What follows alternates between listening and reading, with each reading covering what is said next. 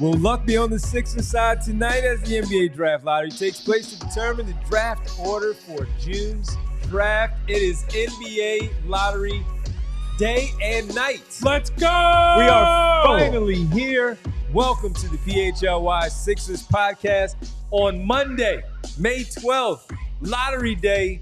We've all been waiting for all the tank helmets that we had to sacrifice wearing, looking like fools on the show. I enjoyed that. What are you talking about? Many nights. Well, there's only one fashion king of PHLY, and it is not the guys on the outside of the set. We'll put it that way. These guys are great fashionistas here that we have right next to me. But yeah, ladies, fellas, we've been waiting for this one. So let's get started because this is a big day.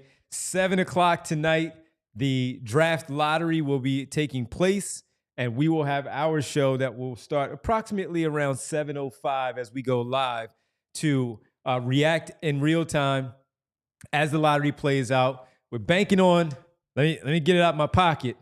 We're banking on this tonight, the ping pong ball. Is there a number on right, that Bree? thing? We're banking Is on it one of the Sixers numbers? Because you might have taken the winning number out of there. We might have.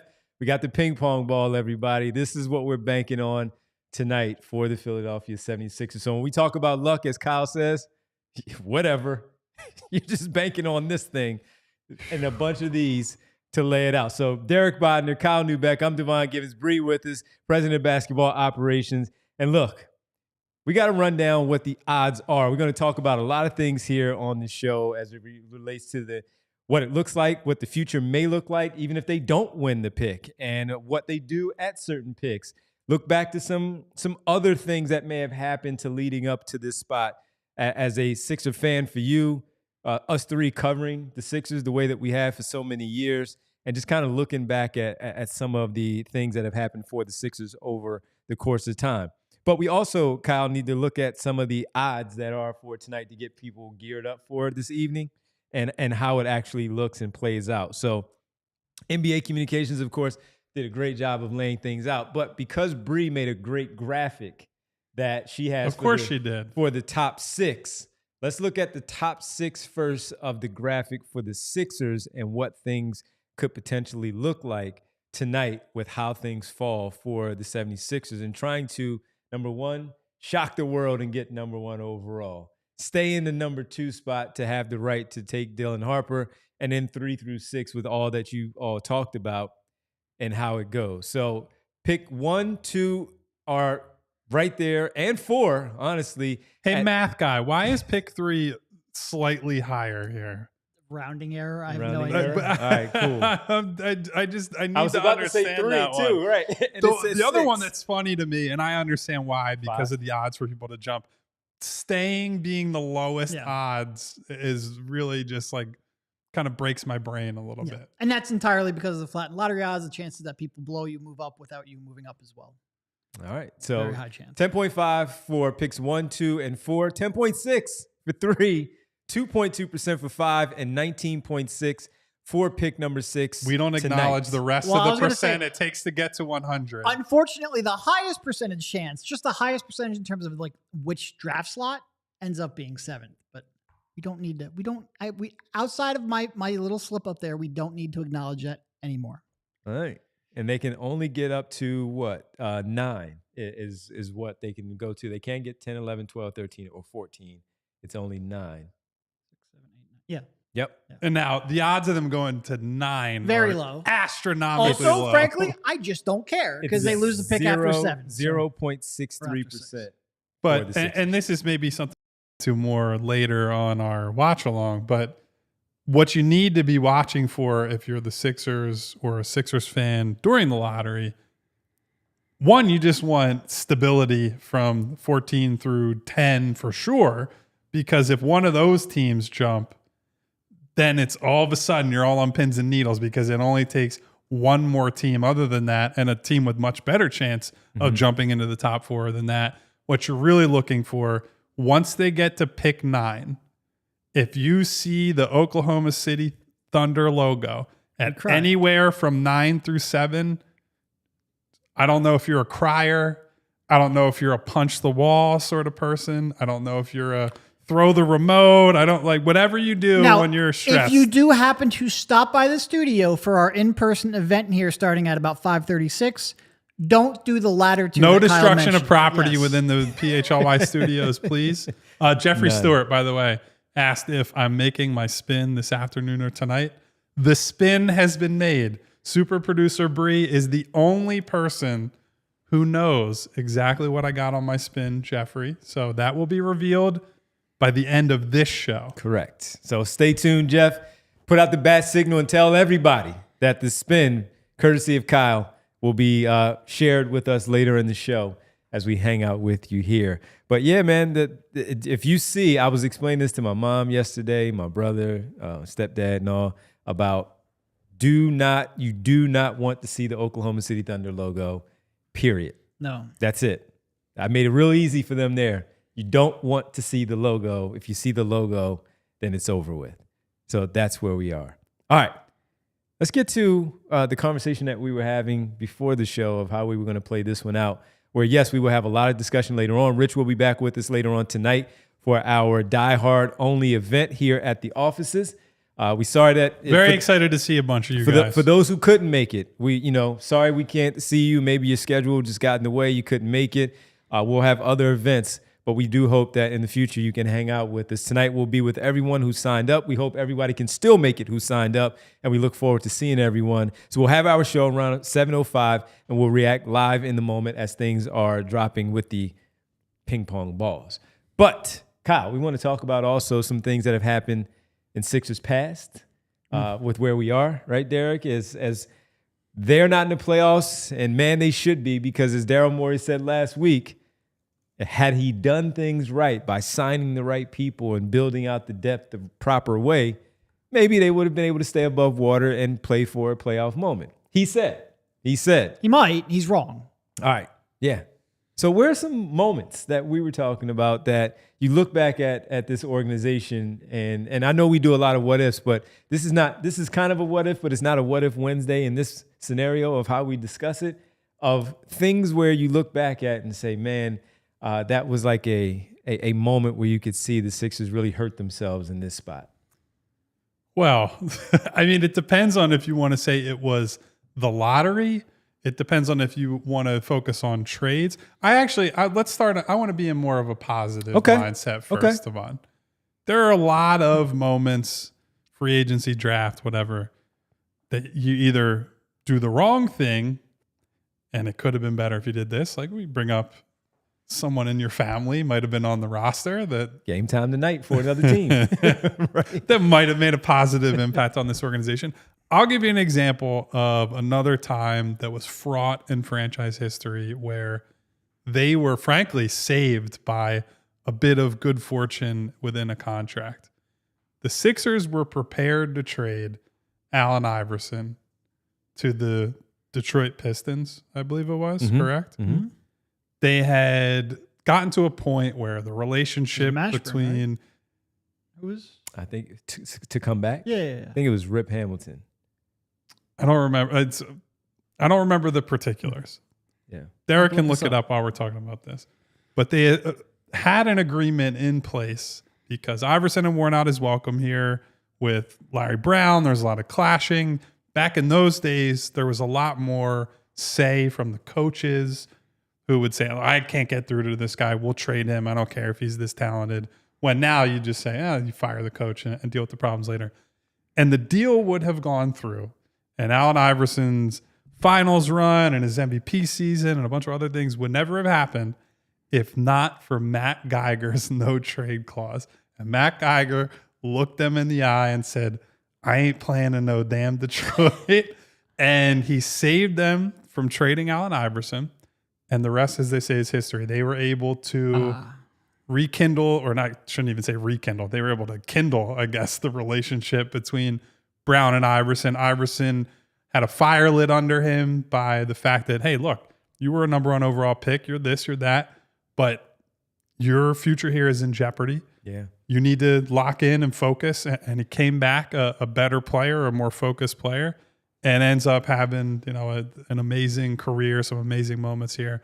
in Philadelphia. And I bring up a story like that because I think it shows you how much is on the line when you're talking about these. You're just waiting for a bit of luck. You're waiting for a great player. You're hoping you have the chance to get in a spot to take a guy like an Iverson.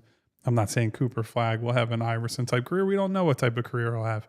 But to have one of these players that you think can be an anchor for your franchise moving forward, because Iverson's career here was not perfect. In fact, it wasn't even all that successful out of that 2001 season. Mm-hmm.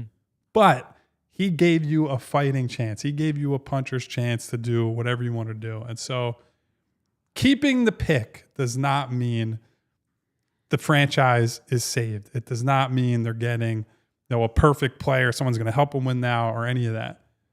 But it at least provides them with options, right? They can bring in a player who helps them now, helps them into the future, whether that's as a trade asset, whether that's on court, whether it's as a culture builder.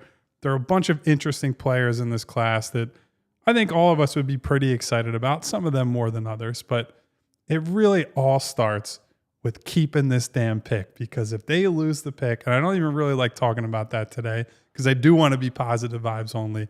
If they lose it, boy, I'm going to be damn sad on that watch party tonight. It was Glenn Rice that I was thinking of. There you go. Eddie Jones, Glenn Rice, Jerome Junkyard Dog Williams, and Dale Ellis. Eddie Jones was on the Pistons? Yeah. No, it was a multi-team trade. Oh, okay. That's why I got confused, because Miami was involved, and that's why I thought Mashburn, but no, it was Eddie Jones from Miami. Okay, yeah. That wouldn't have been great. Yeah. It wouldn't have been great at that point. I'll go to another positive in the sense, while it has been kind of tough, it's where we are currently. But what happened in that 2014 NBA draft where Joel Embiid broke his foot while working out, and the Cleveland Cavaliers decided not to draft him, instead drafting Andrew Wiggins, eventually trading him to the Minnesota Timberwolves. Kevin Love goes to Cleveland. They win their championships. But who knows what would have happened with Nerlens Noel, Jahlil Okafor, how it would have worked out if Andrew Wiggins did stay there and they had those two as the centers who just simply didn't work in the NBA. But you got Joel Embiid. Now, while we are here and we are still up in the air, to your point, the injuries suck. But the fact that you waited so long for those 2 years to get him on the floor, those 31 games of just, it looked like brilliance in that time that he stepped on the floor that first year. And since then, Kyle, you said it, Iverson gave them a chance. Joel Embiid gives them a real chance when he's healthy and out there on the floor because of the two-way player that he has been. So for a positive, as we discussed that, it's unfortunate that there's a lot of negative that goes with that positive of Joel Embiid, but who knows where they would be if they had not taken Joel Embiid to be the centerpiece of that. Wiggins, someone else, Markelle Fultz, it didn't work out. That was a positive for them that they needed for that tenure when they rebuild and decided to take him at 3. Yeah, and I mean, Wiggins was never really going to be an option because from what I heard at the time, and it's only been reinforced since, the Sixers would have taken Joel Embiid number 1 overall, even with that injury, and Wiggins would have gone number 2. Like, Wiggins would have gone top 2 regardless. Mm-hmm. So it was always going to be, I think, either Parker or Embiid, and thank goodness it worked out how... God. I mean, there are a lot of drafts where the Parker gulf between one option versus another is stark. Yeah. Boy, that would have been a big change in franchise history if you end up with Jabari Parker and instead honestly, of Joel Embiid. this feels a lot like, we don't need to go to the bad vibes, but like the drop off, at least in terms of certainty and projectability, the drop off on this one, you feel so much more confident at 1 than you do at 3. So you really hope for some good luck. But yeah, no, them finding out about that broken foot gave the Sixers a chance for a decade. Now, the Sixers screwed up a lot of opportunities between, then and now to get where we are. Joel Embiid didn't make the most of some of his opportunities, so it wasn't necessarily promise fulfilled. But yeah, finding out, because he would have gone number 1. Like, they would have taken him number 1 if they didn't find out about that. Not the Sixers, but Cleveland would have taken him number 1 if they didn't find out about that foot. And that gave the Sixers a chance for a long while time. we're on that subject, Derek, how do you think that offseason plays out if Embiid goes to the Cavs? Because Wiggins got traded to Minnesota as part of the Kevin Love deal. Yeah. what are all the reverberations of that? Like, does Joel Embiid get included in that deal? I mean, he almost has to, right? He almost has to, but I wonder how different you look at it if you're Cleveland and you have a big rather than, because you don't, obviously Kevin Love at the time is highly regarded and you're looking for win now help around LeBron and whatnot, but do you view it differently? I mean, would I view it? Would Cleveland's ownership view it differently? If you as the Cleveland Cavaliers. The real question is, does LeBron view it differently? Yeah, was he special at that point to LeBron to say, no, or he does can play LeBron go, now? no, I need Kevin Love or I'm not coming? Right. Yeah. Don't know. Wow. Can you imagine trading Embiid for Kevin Love, though? Ooh, that would not look great in retrospect. No, it would not. Yeah. No. Banners hang forever, I guess.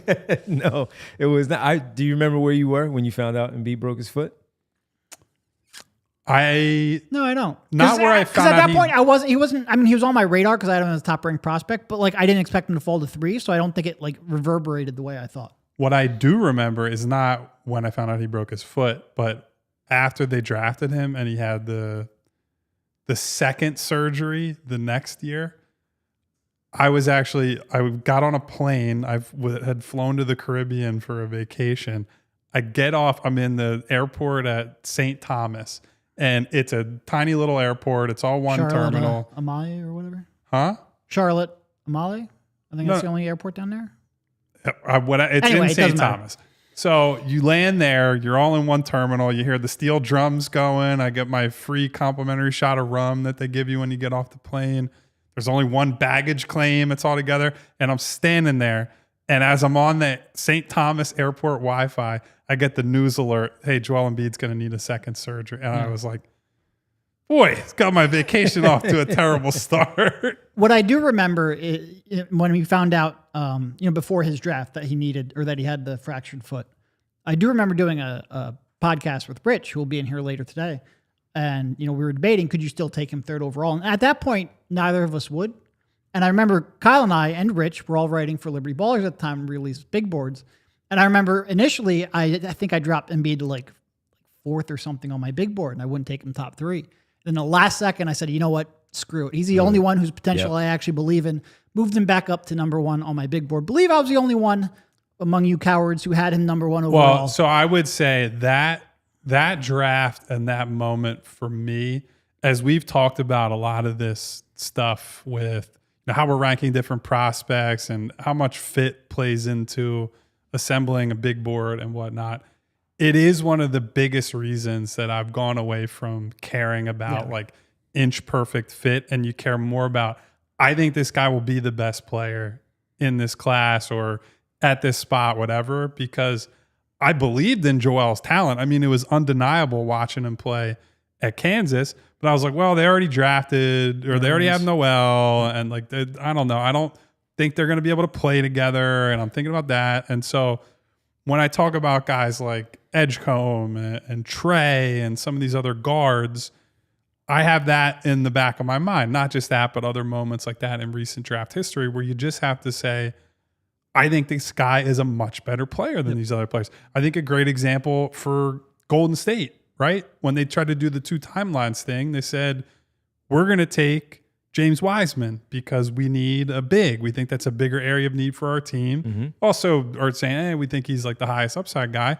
Instead of taking a LaMelo Ball, instead of taking a Tyrese Halliburton, guy who fits into what they do, but also you might just think is a better player because they were better players at their respective levels of basketball. So it's why I know this is a losing battle with some people, and nobody is universally right about the draft.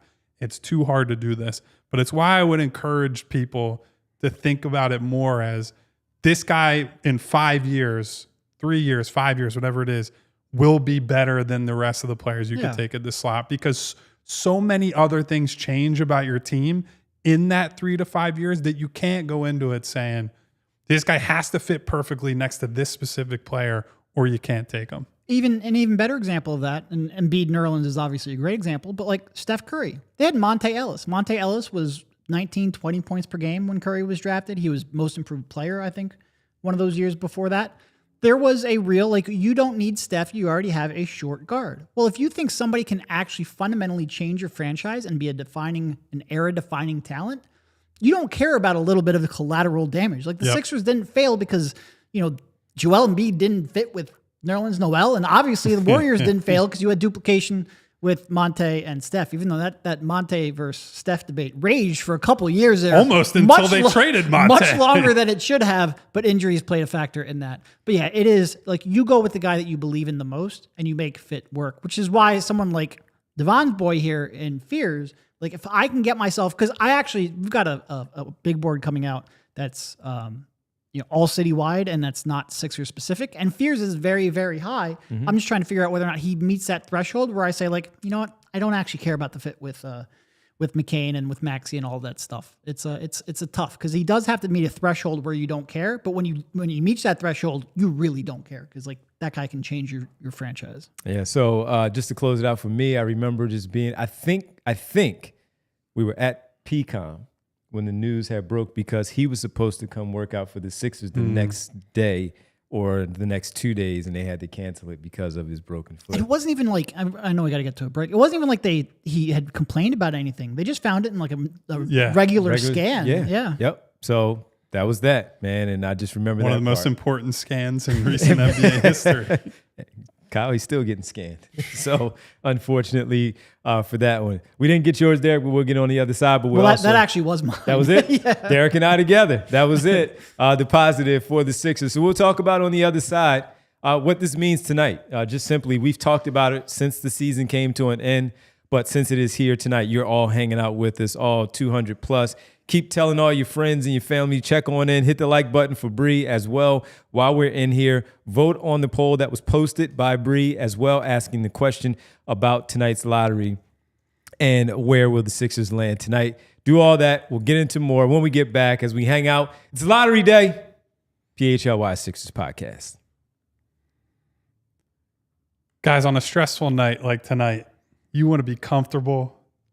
You want to you have a nice beverage in your hands, maybe some snacks, but you want to settle in, watch this lottery, and not be thinking about what you're seated in. You want to just melt into that couch, that chair, whatever it is. Good news, at Ashley, it's on. Shop the Memorial Day sale at Ashley. Save $100 off of every $1,000 that you spend, plus get amazing savings on outdoor furniture. And that's not all. 60 months of special financing, and you have your furniture delivered locally for free. And with a qualifying purchase, you can even get a free gift. Pretty amazing, right? So save on top brand mattresses, get a free local delivery, setup, and removal. All of this good stuff is happening right now at Ashley, South Jersey, and Philadelphia. So visit ashleyfurniture.com for more information. Financing with approved credit, minimum purchase required. Some exclusions may apply. See store for details. And just like your favorite team needs home court, field, ice advantage maybe, your home needs a home floor advantage. And Empire Today can help you get just that. We've all been looking at those big box stores when you want to make some renovations to your house, especially the flooring, of course. You wander endlessly through the aisles, and then somehow you're hauling all these home materials back with you to your place.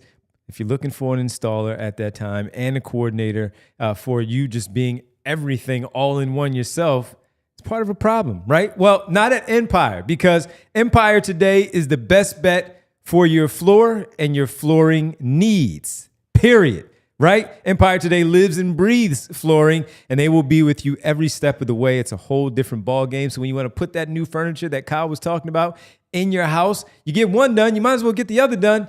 The flooring right there at Empire Flooring. Their flooring experts bring the showroom right to your home. Pick the right flooring and the right colors for your space. See how it looks with your furniture in your house. Get precise measurements taken and have all your questions answered there, so there are no surprises at the last minute. And with Empire, you get clear upfront and all-inclusive pricing, plus you can schedule installation as soon as the very next day. Schedule a free in-home estimate today, because some things are just better at home. PHLY listeners can receive $350 in discounts when using promo code PHLY. Yes, you heard it right. A $350 discount with code PHLY. Restrictions apply. Visit Empire Today PHLY for full details.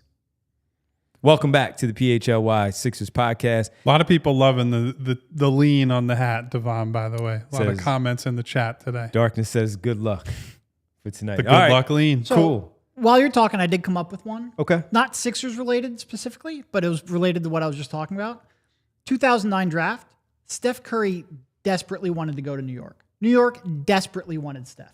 They were convinced that he was going to fall because Steph had worked very hard to make it known to Golden State he didn't want to play there. He refused to work out there. Mm-hmm. Which, by the way, shows you how much progress Golden State's made as an organization because of Steph, right? They were, for a long, long time, viewed as a toxic wasteland of an organization. Steph goes there and just reinvigorates the entire culture there. And who ends up going? Jordan Hill ends up Hill going from to Arizona. New York. Yep. So a couple of games at the end of the season completely altered. Because New York, if they would have swapped places, New York would have taken Steph. Yep. Their course of the franchise would have been completely changed. It did not. These things, little things. And that's also a great example of why when like people are like, oh, well, I mean, the Sixers couldn't draft Porzingis because they were a poorly run organization. He didn't want to play for them. Nonsense.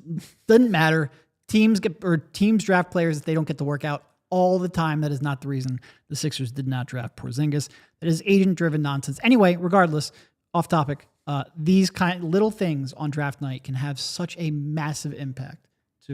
It's really astounding. It's both astounding and difficult. Like this is a very, very tough thing to get right, but you need the opportunity to do so. And that could be the difference between drafting Jordan Hill or Steph Curry. And David Kahn, man, taking both Ricky man. Rubio and Johnny Flynn. At least Ricky Rubio had a decent NBA career. Johnny Flynn, man. Goodness. Ooh. My goodness. Both of them over Steph He Curry. was fun though. I enjoyed watching Johnny. That was At Syracuse, right? Yeah. At Syracuse, not taking both of them. No, you didn't need 2 point guards and not having Steph that's tough. No, that's tough altogether. We do want to tell you quickly, though, about some merchandise that we have at the All PHLY. The gear. Go get some gear, folks, because here's what's happening right now. All this stuff is happening. It's lottery night, lottery week for us. We hope it's a big lottery night for all of you Sixer fans out there and for us having to cover the team and talk about it here on the show. We got a 30% off sale on merchandise that goes live now. Now, 30% off all inventory products, up to 75% off on already marked down sale items as well. Print on demand items are excluded, and that's where things are right now. And so look, go to our website again, allphly.com, or just simply go to store.allcitynetwork.com.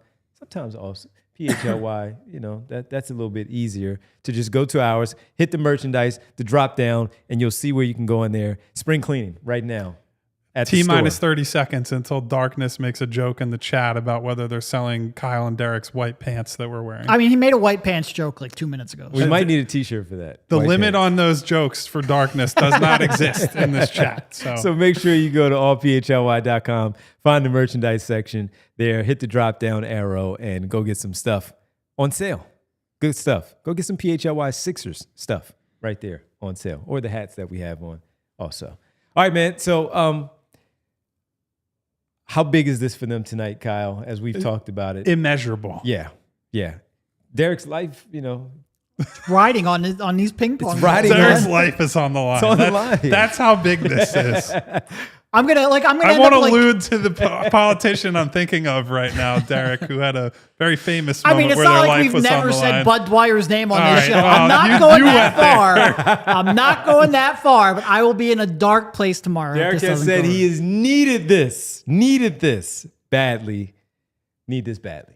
Well, so everyone kind of knows why this is important for the Sixers, right? Because they are in this weird limbo where everything hinges on, is Joel Embiid healthy? And not only is Joel Embiid healthy, is he at or near that level that he used to be at? Because if he is, if you could tell me today that you'll get 3 to 4 years of close to prime Embiid production, I don't think this pick is like the make or break moment. But because there's so much uncertainty around him, it's like, well, where do they go from here if they don't get some luck here? But I don't want to focus on that right now. What I do want to focus on is what this means for all you people in the chat today all the fans that still stayed tuned into the team during this season, which I know was a difficult exercise to sit through. As someone who covered it, at least we were getting paid to cover this team. You guys were spending hard-earned money, time, energy. You're dragging kids to games. You're trying to get little Timmy to watch these games with you. He's like, Dad, this team sucks. Why are we doing this? Why are we wasting our time on this godforsaken team? The Sixers need this, and their fans need this because they need something to believe in and to cling on to, right? Yep. This is a fan base that at the start of the rebuilding period, so 2013, for those few years where they were in the downturn and accumulating young players and picks, it was all based on the idea, hey, this is for a sellout for championship equity and odds, giving them a better chance to get out of the middle, to get that type of franchise player and move forward. And where the franchise has ended up is not necessarily in the same place because the team has been better. They've had a better talent at the top, but they have not been able to break through that ceiling of the second round and being outside of that inner circle of contenders.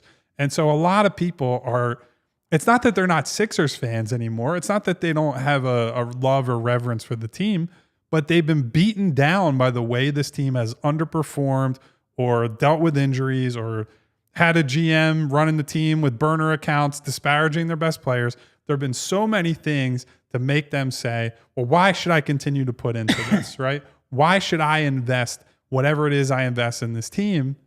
And this pick and getting another exciting, talented, fun, hardworking, charismatic, any combination of those factors, young player, just put some fuel in the tank, right? You say, all right, Joel Embiid's not healthy tonight, but I can watch Tyrese Maxey and I can watch Jared McCain and I can watch whoever they draft with this pick.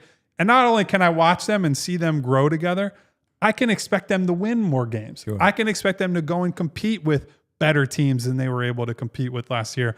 And you can say, even if the season next year isn't a success in terms of the playoffs and championship odds and all that, you can start watching the seeds be planted for the next generation, for the next iteration and era of Sixers basketball. That's what this pick represents. And even if they end up with 5 or 6, right? Or even, I would say anywhere from 3 to 6, those are not surefire players. Nobody's a surefire player, but those are definitely not surefire players that they come in and it's automatically flip a switch and they're better. But even if you say, we're going to trade the pick, we're going to trade back, we're going to trade out, it opens up more possibilities. You can get involved in more advanced talks for maybe stars that are out there on the market. You can rearrange things. You can say, hey, who's a taker on Paul George? And how do I turn that contract and this pick into a younger player, someone who fits Maxey's timeline, someone who is a good skill set fit next to these guys. Whatever you do with it, you have options. And that is the most important part of tonight. It's not that if you get Cooper Flagg, and to a lesser extent, if you get Dylan Harper, you say, man, this guy can really reinvigorate the franchise. But beyond that, it is just about opening up paths for this team, because without the pick, those paths shrink and shrink until there are only a couple left. They need it, and the people need it, because the people deserve to feel something good about this team. Well, not only that, like, it's one thing, like, yeah, a top 2 pick and you have instant, not even just hope, instant belief in something good in the future. Yeah. Having the pick, you have hope. And like, it's one thing, because this is not just about where do they fall, but it's a yes, no, do they have a pick? And we've seen a couple of instances here in recent years where it's like, all right, maybe we didn't have a lot. Like, I was interested and excited about Tyrese Maxey. You didn't know he would become this. Nope. We were pretty concerned, quite frankly, about Jared McCain. He gives you a lot of hope going forward. Even if it's not one of the top 2 spots, there's so much uncertainty in good and negative ways in the draft where you can sell yourself, like almost anyone they can draft there. I can look at and say, all right, look, I have these concerns, but I also know that they have these skill sets and they have these things that make them intriguing. And outlier development happens all the time in this league. It gives you hope. And especially with the success Daryl Morey has had, like, I'm never going to sit here and say, like, I'm not going to have strong opinions, or I'm just going to trust a GM, especially a GM with his checkered of a history as Daryl has had here in Philadelphia. Never going to trust them implicitly, but he has had a really good track record with these picks, and he's done a good job of saying, like, all right, I believe in the skill set. I'm willing to overlook this. I trust this guy to develop. They've done a really good job. I'm not just going to say Daryl here, but the whole front office has done a really good job of finding young players that they believe in as people. And that gives you so much hope, even if it's not a 1 or 2 pick, even if it's 3, 4, 5, or 6, that they have a chance to come out with a guy who has a real, could if not change the direction of the franchise, at least push it forward in the right direction. Yep. And the odd thing about it all, at the start, when we were talking about this for media day and then training camp, this was not even on our radar at all. The pick was just going to convey to the Oklahoma City Thunder and just be what it was going to be. In the 25, 26, 27 range, it wasn't even thought of. Devon, even into like January, Derek and I, and all of us, I should say, we're all sitting here like they're not going to tank. They even up to the deadline, they're saying, we still believe there is a chance. Like our path is squinting, and look at what can happen in the play-in and go from there. Yeah, Daryl Morey said it the other day. They still thought they could go in there and beat the Miami Heat and make a run. I mean, until Joel Embiid proved that he could not play basketball this year, they were going to try to win. And this was nowhere near what anyone thought would happen with this basketball team. That's what makes sports so crazy and makes things so unique. And even when we talk about certain players, prospects, and you look at them, situationally, they cannot fit maybe because of height, but also because of a lack of thing that they have within their game that you're saying, this might not work. Personality-wise, may not work in a certain organization, or you just don't want to see a guy going to a certain spot. And that's what makes this, if again, they can get back to being healthy enough to be a contending team in the Eastern Conference, that maybe they can absorb one of these young players where they can come in and help out, and it will be the perfect spot again for them, for not only for the team, but also for said player landing in a situation like Philadelphia. And look, you and I, Derek is on the other side of this debate on this player specifically, but I've flip-flopped on Ace Bailey probably 100 times, right? And I think in a neutral situation, I'm fairly low on Ace Bailey for reasons we talked about on this show.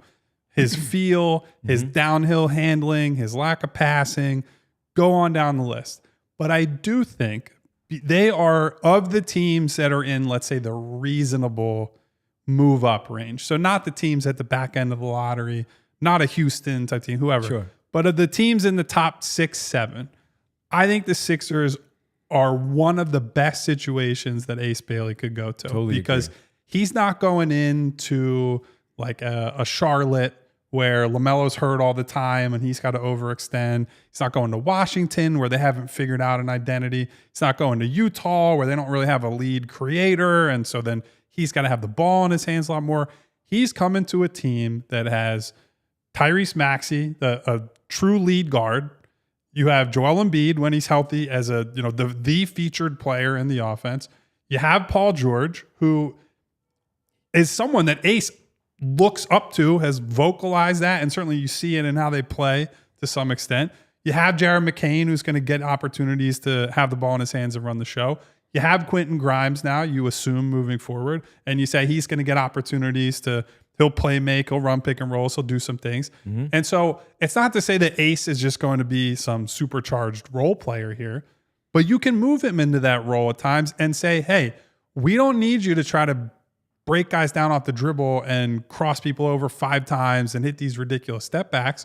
We need you to pick the right floor spots, learn how to read be a good cutter, use your length and athleticism at the rim, and kill teams on spot ups. And on the other end of the floor, you're big, you're athletic, rebound the ball, be a weak side rim protector, give Joel some help behind him, play next to a Dembona, like whatever you have to do.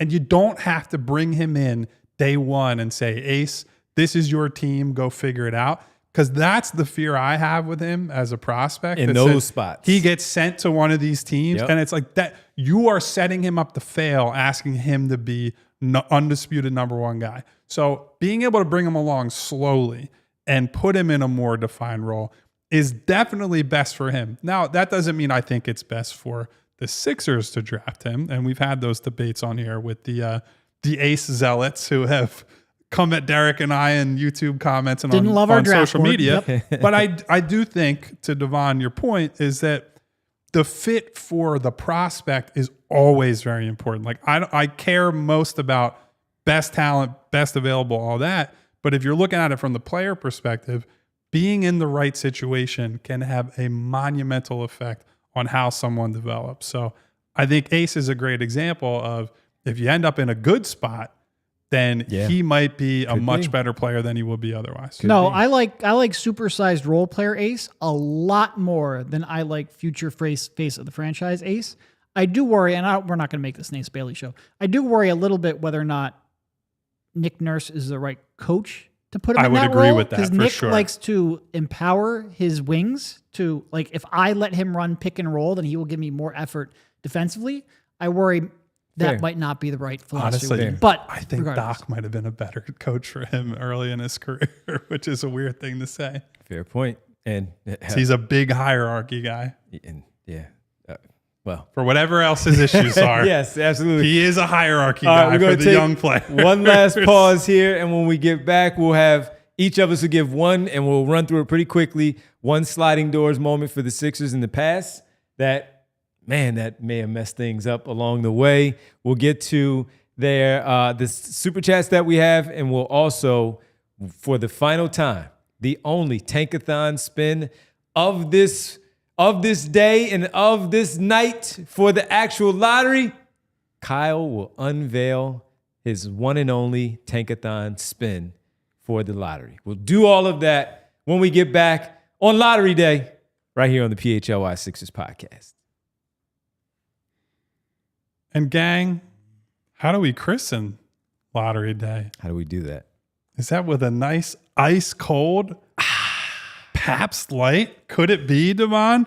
Pabst Light is a new light modern beer from Pabst Brewing Company. 96 calories, 3.5 grams of carbs, full of crisp and refreshing flavor. Let me tell you guys, I had not tried it before. We did have an event over in Manayunk recently where they had basically a soft launch of Pabst Light. It was an opportunity for some of our viewers and listeners to try it. Some of us, the hosts, the people at PHLY, to try it.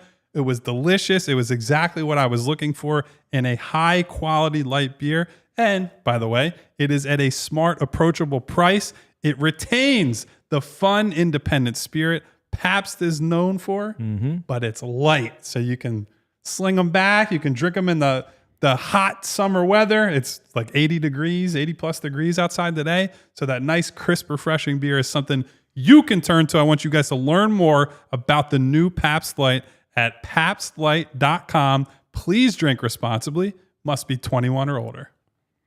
We also want to tell you about Monarch Money. Finances can be messy and confusing. Monarch Money acts like your personal CFO, giving you full visibility and control so you can stop earning and start growing.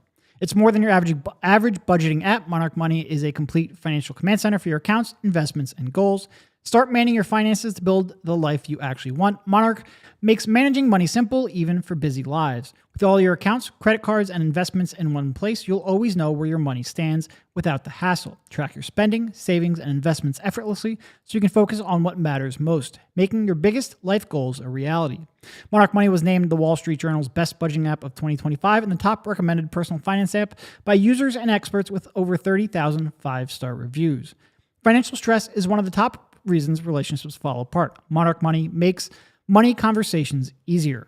Get control of your overall finances with Monarch Money. Use code PHLY at monarchmoney.com in your browser for half off your first year. That's 50% off your first year at monarchmoney.com with code PHLY. Welcome back to the PHLY Sixers podcast. NBA Draft Lottery tonight. We begin around 7:05 for our live show. During the lottery, you do not want to see the OKC Thunder logo at any point tonight, period. Not at 7, not at 8, not at 9. That you don't want to see it. Only Sixers logos. Derek, what's the two teams that could jump? How does that affect them where that 7, 8, 9 comes into play for the Sixers? Just two teams, right? If two teams jump from that back end, then that's where things could get a little tricky. for the Yeah, Sixers. one team can jump. Once the second team jumps, then the Sixers It's are over. All right. Yeah. All right. Unless the Sixers also jump. Right. Yeah. All right. So since we stole the same one, do you have one sliding doors? Let's just keep it No, draft moment. I went right? with the Steph.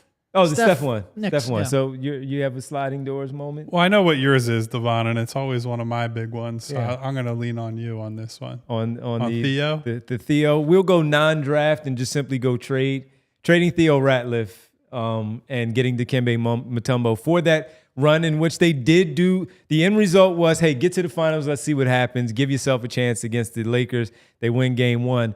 But the problem was, again, that Theo Ratliff coming back from a broken hand. It wasn't like it was a ACL or an Achilles or something with the knee. It was a broken hand that you hope was able to carry them in the future. And then with it, Kyle, it's giving Eric Snow the contract extension and the same thing for, I believe it was, who was it that I can't remember who it was. Mutombo. It was Mutombo. Giving both Eric Snow and Mutombo those new 3-4 year deals that just wiped it all out for the Sixers. They also gave Aaron McKee one, but Aaron was still good. Yeah. He was still good. Eric Snow, you could see he was already on the decline, and Mutombo, it just didn't age well. So I think that was, we're in agreement on that one. That was a tough I've one. always wondered, and actually they did NBA TV did the documentary about the 01 Sixers. I believe they interviewed Theo, and he talked a little bit about, I always wondered what would have happened if they didn't trade him, because it wasn't just him, by the way. Tony Kukoc, although his Bingo. numbers He's real were good. not special on that team, he was another real offensive creator. Then again, now Larry- Larry Brown hated him. He was going to send him to the bench in the Larry playoffs. Brown I'm did convinced not of that. want to play Tony Kukoc. It's a big reason that he was not there. But so I always, and based on the record, this was definitely true. Yeah. I always believed the best version of that team was with Theo Ratliff on it, because Same. they were a swarming, up-tempo, athleticism type team.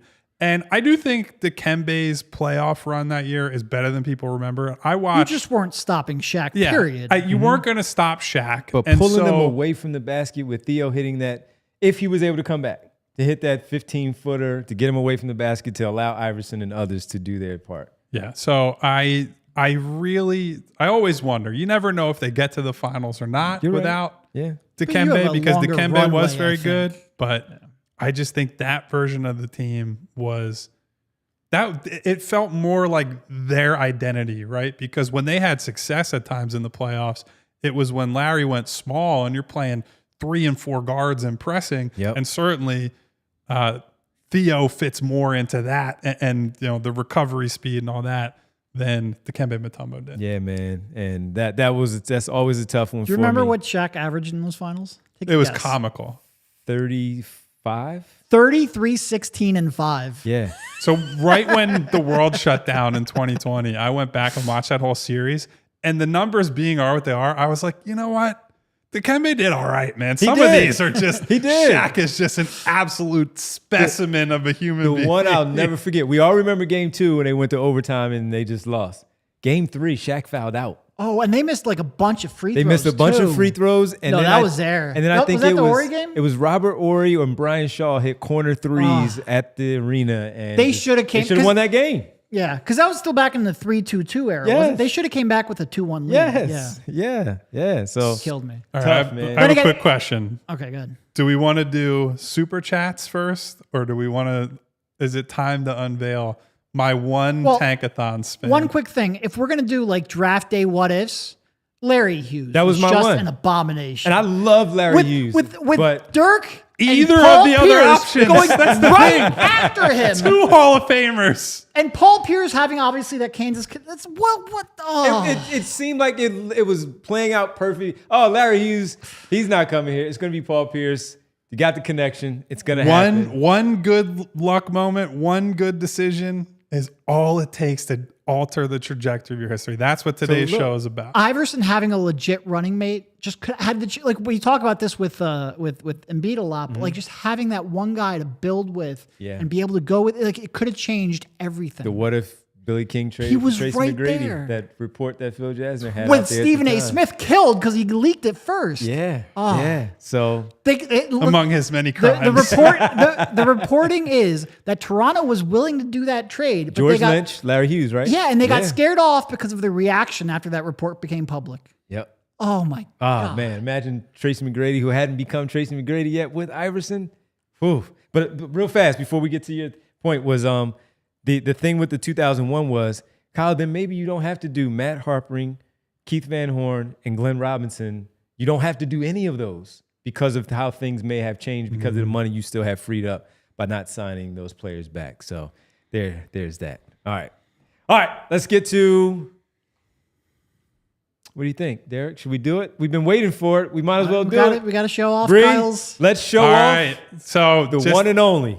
Everybody who is not normally here, and there are some of you who are newcomers here, I only do every single year on the day of the draft lottery, one spin on tankathon.com because I don't believe in you don't get 15, you don't get 100, you don't get more than a single crack at it. And so I hold myself to, this is what's going to happen, is whatever I hit, that's what's going to happen in the lottery. And frankly, a lot of times it's been close. The year they got the number 1 overall pick and got Ben Simmons, that was my morning of spin. Now, is that just happenstance? Sure, but we tell ourselves around here that these things matter. So I did my sim this morning.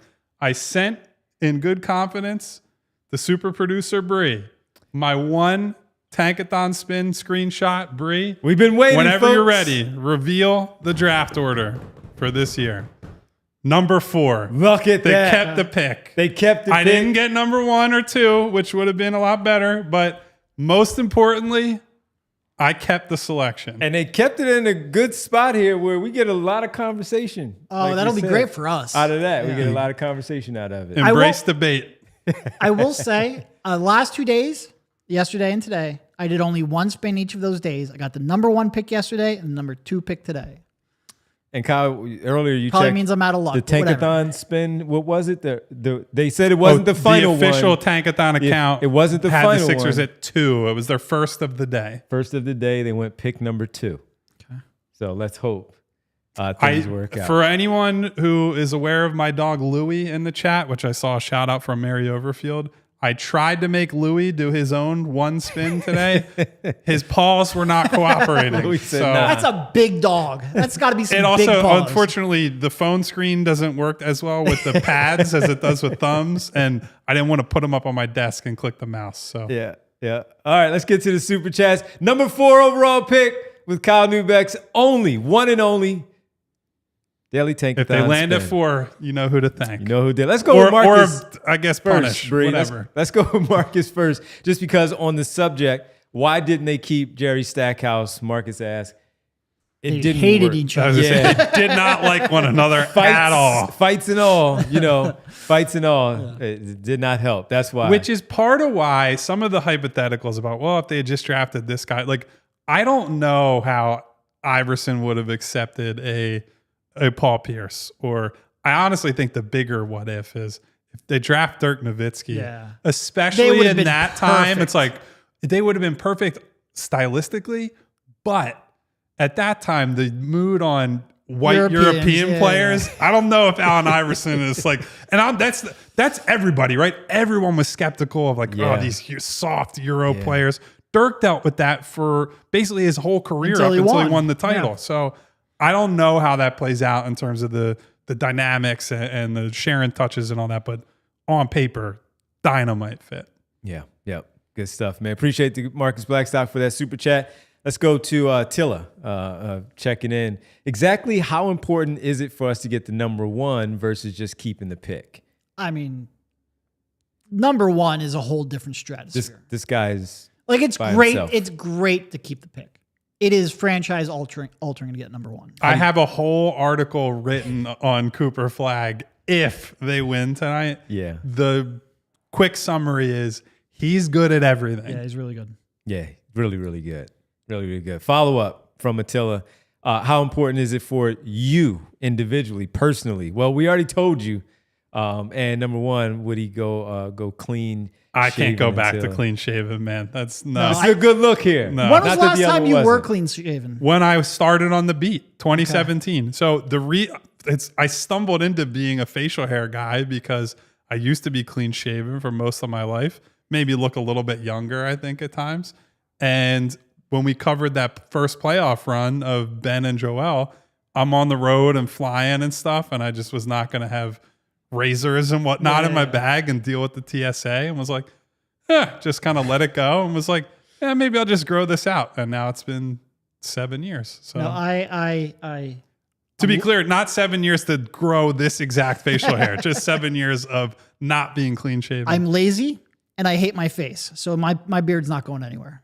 Well, I'm used to just a goatee because mine doesn't grow in fully. And so this is like COVID, since COVID.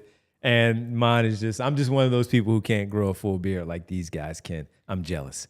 All right, let's get to, so how important is it personally? We've all told you how important it is personally, I've been especially telling with you Derek. it's the all most the important time. thing in Derek's life. Exactly. Riaz says, guys, let's say we get the third and we take Bailey.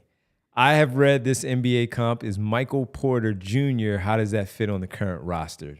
I mean, if he turns out to be Michael Porter Jr., that's a good fit. It is a good fit. Really good fit. Yep. So And keep in mind, that's a Michael Porter Jr. who's healthy. Like Michael Porter Jr., we don't really know what his career would have looked like if he didn't have the back end. significant back issues Well, coming also, out if of he would have college. played more than like 3 games, Missouri? Yeah. I think he played like 3 games because of those back it's probably issues. a top 5 pick Yeah. if the back doesn't do Yep. what it did. Yep. He would But never be in Denver. Knockdown, spot up shooter. And I think Bailey will be probably a better rebounder and help side defender than Porter is. So that to me is a very interesting player to put on this team. Absolutely. Mr. Sandman, bring me a dream. NCAA is practically a different sport than the NBA. A great NCAA player doesn't always translate to the league.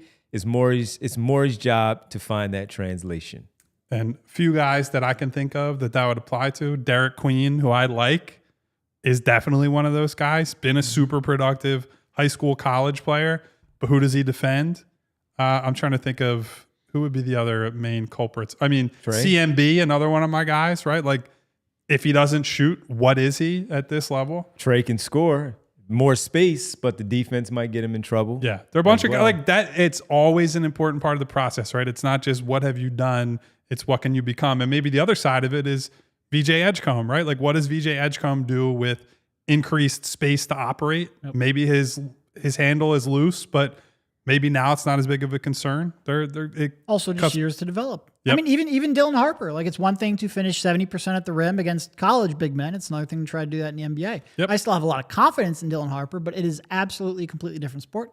I've said this before. It is not. If it was just trying to figure out what players are good and bad at, pretty much anyone, if they spend enough time watching basketball, could be an NBA scout. That is very much not what is difficult about what we are trying to do here. All right, quick news and notes before we get out of here. And I'll save the best for last, Kyle, for the news and notes. Number one, first, Bree, let's just tell everybody we're not going to go super overtime, but we are going overtime. So make sure you head over to allphly.com. We thank everybody on the television side, on the fast channels for hanging with us there, allphly.com the rest of the way. Quick news and notes. The NBA on NBC flexing their damn muscles. Michael Jordan as a special contributor to their broadcast, however they do it, as it returns. boy. And the Peacock channel as well.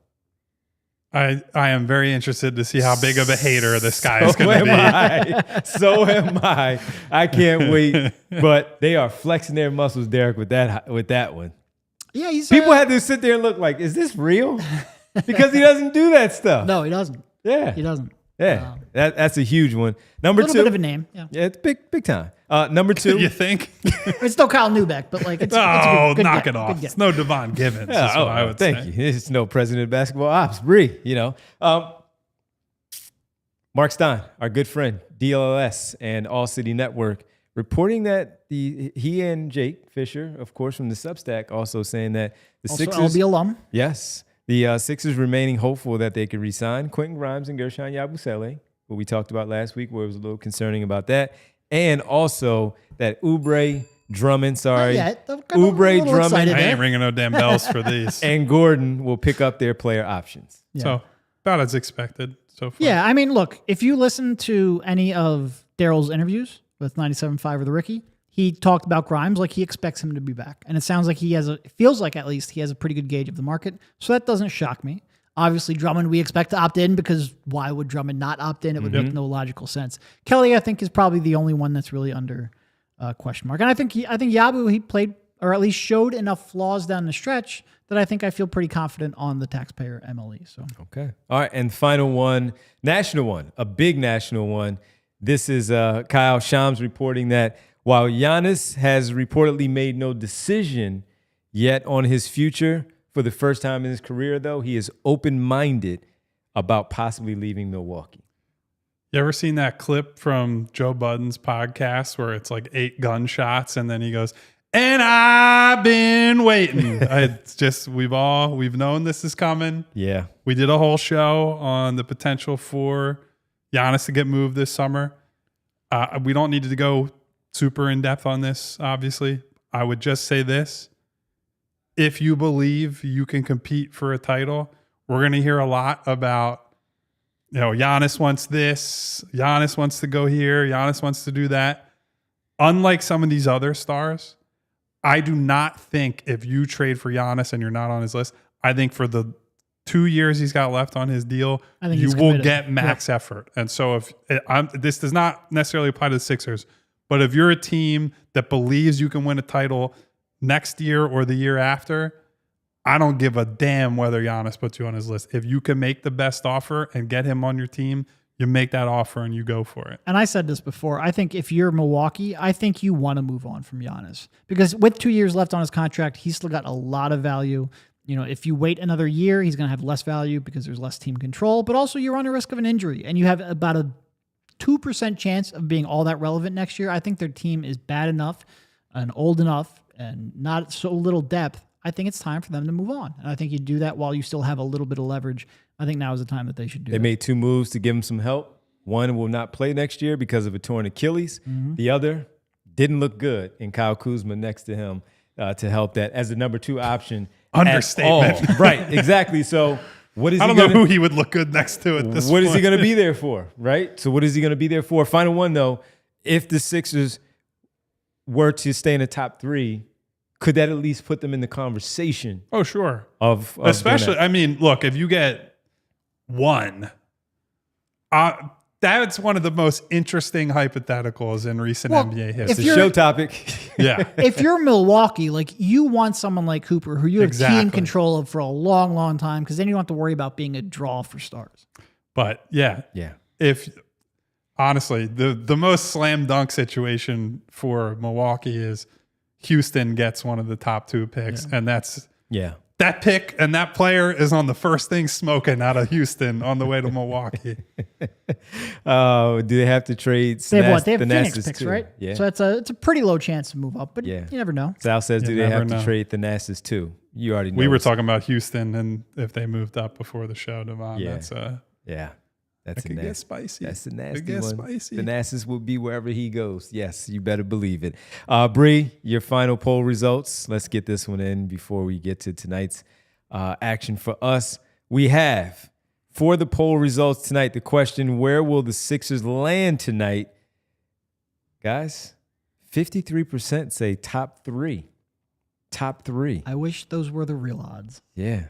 25 for top 6. Speak it into existence. 22. If you believe in religion, if you believe in good luck, if you believe in karma, go help an old lady across the street today. Hold the door. Wear a lucky Simple. necklace. Go to church. Hit the confessional. Whatever you got to do.